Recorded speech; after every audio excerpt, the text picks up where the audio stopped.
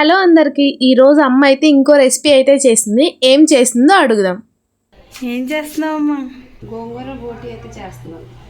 కొంచెం వాటర్ అయితే పోసుకుని గోంగూర ఉడకబెట్టుకోవడానికి ముందుగా అయితే ఉల్లిపాయలు పచ్చిమిరపకాయలు వేసుకుని కొంచెం ఉడకనిద్దాం.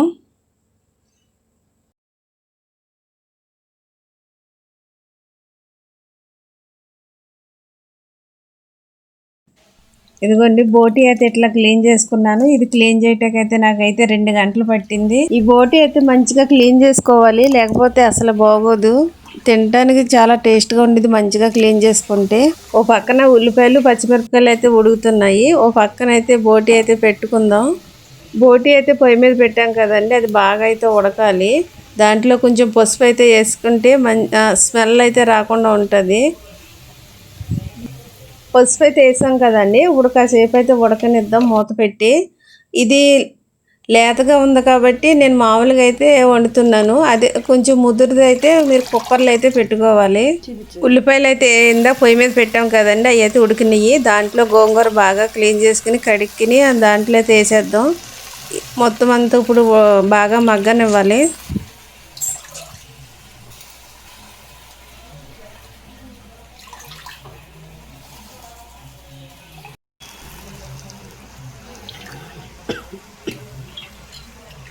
గోంగూర అయితే మొత్తం వేస్తాను కదండి, కాసేపు మూత పెట్టేసి అట్లా వదిలేద్దాం, దాన్ని బాగా మగ్గిద్ది. గోంగూర అయితే బాగా మగ్గిందండి. తీసుకుని ఇదిగో ఎట్లా అయితే నేను బాగా మెదుపుకుంటున్నాను. ఇది చేయటానికి అయితే చిన్న ప్రాసెస్ ఏం కాదండి, పెద్ద ప్రాసెసే. కాకపోతే తినడానికి అయితే చాలా టేస్ట్గా అయితే ఉండిద్ది. ఒకసారి మీరు కూడా ట్రై చేయండి.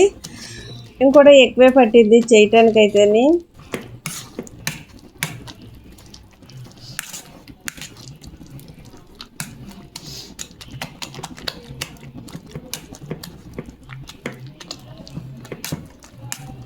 ఇదైతే మెదిపేసుకుని పక్కన పెట్టేసుకుందామండి.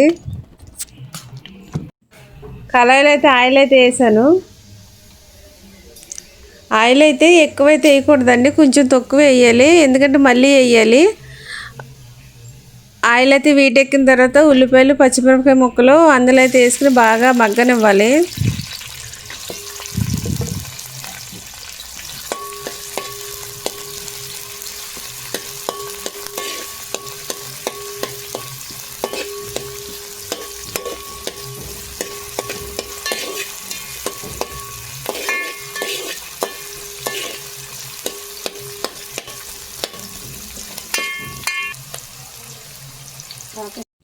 ఉల్లిపాయలు పచ్చిమిరపకాయలు చూడండి ఎట్లా అయితే మగ్గాలి బాగాని. బోటి అయితే ఇట్లా వాటర్ అంతా తీసేసుకుని అప్పుడు ఉల్లిపాయలు అయితే వేసుకోవాలి. వేసిన తర్వాత బాగా ఇవి కూడా మగ్గనిద్దాం.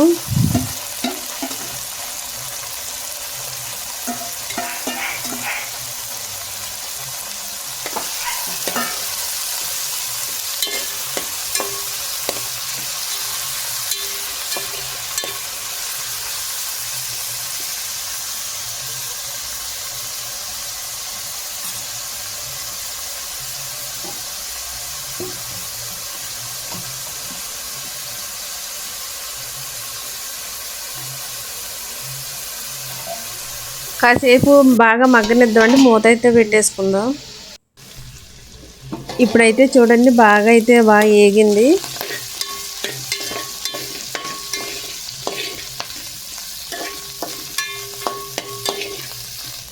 ఇప్పుడైతే ఉప్పు కారం అయితే వేసుకుందామండి. మసాలాలు అయితే ఏమీ వేయను. కారం అయితే ఎక్కువ వేసుకోవాలండి, అంటే గోంగూర కూడా ఉంటుంది కదా, దానికి కూడా సరిపడైతే వేసుకోవాలి. గోంగూర అయితే పుల్లగా ఉండిద్ది కదండి, అందుకే కారం ఎక్కువ వేసుకుంటే సరిపోతుంది. 4 స్పూన్లు వేస్తుంది.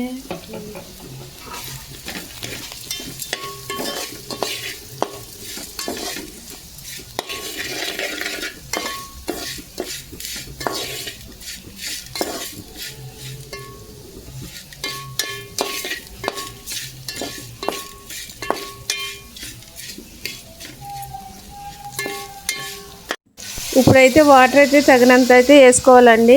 ఇది ముదురుది అయితే ఖచ్చితంగా కుక్కర్లో అయితే పెట్టుకోవాలి. ఇది లేతగా ఉంది కాబట్టి ఇట్లా అయితే వండుతున్నాను.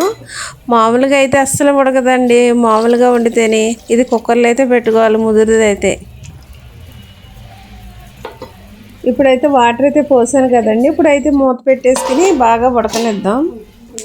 ఒకసారి ముక్క ఉడికిందో లేదో చూద్దామండి. అయితే ముక్క అయితే ఉడకలేదు, మళ్ళీ ఒకసారి మూత పెట్టి కాసేపు అయితే ఉడకనిద్దామండి. ఇప్పుడైతే ముక్క అయితే బాగా ఉడికిందండి. ఇప్పుడైతే బాగా ఉడికింది కదండి. ఉడకబెట్టుకున్న గోంగూర అయితే ఉంది కదా, ఇందులో వేసేసుకుని బాగా కలుపుకొని కాసేపు అయితే మళ్ళీ ఉడకనిద్దామండి.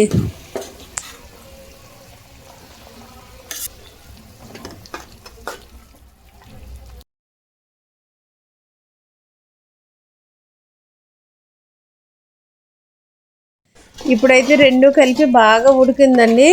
ఇప్పుడైతే తాలింపు అయితే వేసుకుందాము. ఇప్పుడు తాలింపుకి అయితే రెడీ చేసుకుంటున్నాను అండి. ఆయిల్ అయితే వేస్తున్నాను.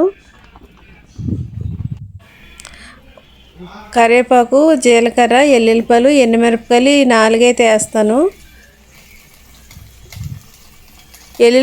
ఎల్లుల్లిపాయలు అయితే ఎక్కువైతే వేసుకోవాలండి, టేస్ట్ అయితే దానివల్లనే వస్తుంది. ఎల్లుల్లిపాయలు బాగా ఎక్కువైతే వేయాలి.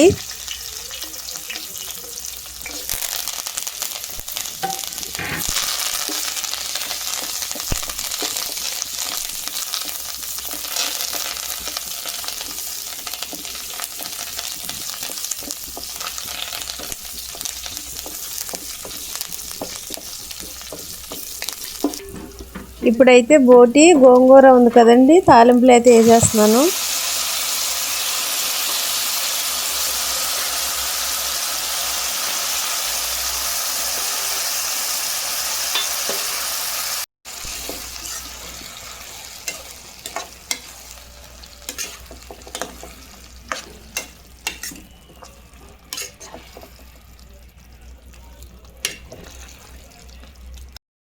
ఫైనల్గా అయితే గోంగూర బోటి అయితే రెడీ అయిపోయిందండి. మీరు కూడా ఒకసారి ట్రై చేయండి, టేస్ట్ అయితే చాలా బాగుండిద్ది.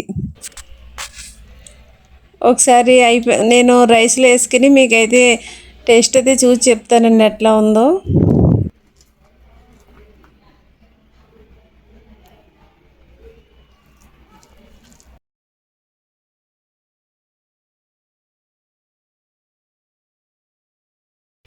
టేస్ట్ అయితే చాలా బాగుందండి. మా వీడియో నచ్చినట్టయితే లైక్ చేయండి. లాస్ట్లో